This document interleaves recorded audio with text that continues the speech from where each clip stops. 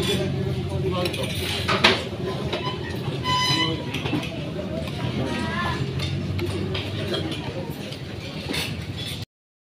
mga ilaw. Dito sa palaruan ng mga bata dito sa Boulevard.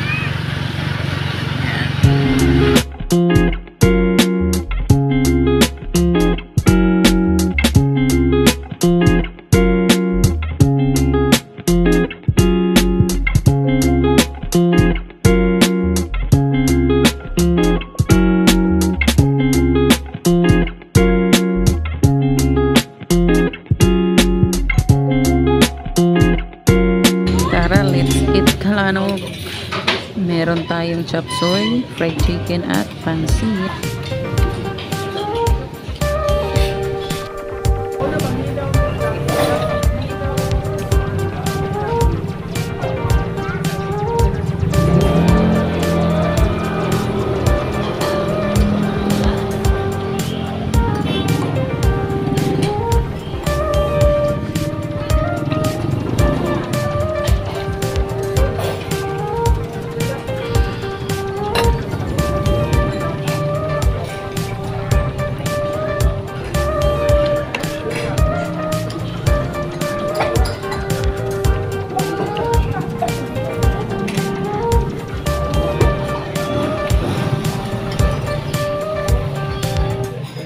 Ngayon nga Kalanog ay tinatry na natin na kahit papano kada meal natin sana ma-maintain natin no, na meron tayong gulay.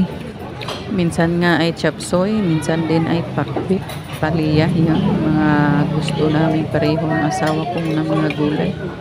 Dahil medyo nagkakaedad na tayo, no? As much as possible try na talaga natin na meron talaga tayong gulay kahit papano, dahil nakakatulong yan sa ating katawan, no? As much as possible healthy na ang ating kinakain para hindi tayo madaling magkasakit. Tumatanda na tayo mga Kalanog, di ba? So as much as possible talaga kinakaya na sana ma-maintain na may gulay talaga. So lalo pa ngayon na palagi nang nag-o-hospital ang aking asawa, no?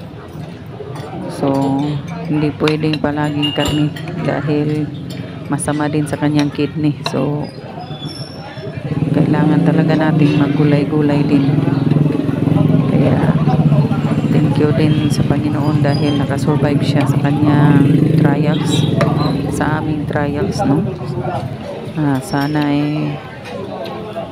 tuloy-tuloy na ang kanyang pagkontrol sa mga bawal. So yun, let's eat mga Kalanog dyan.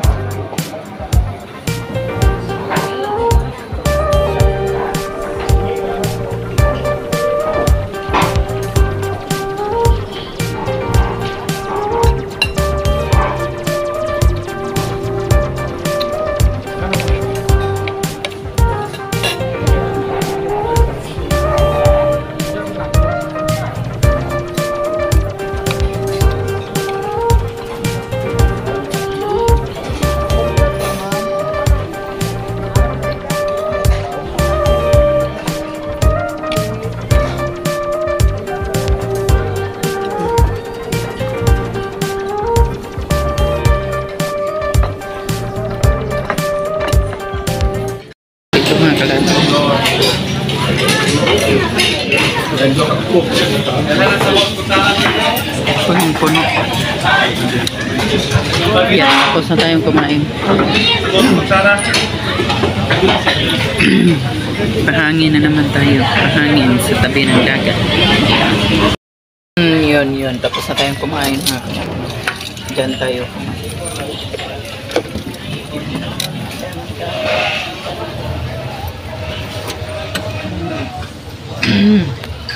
Busy ang kusina. Ng mga ilaw. Dito sa palaruan ng mga bata dito sa Boulevard.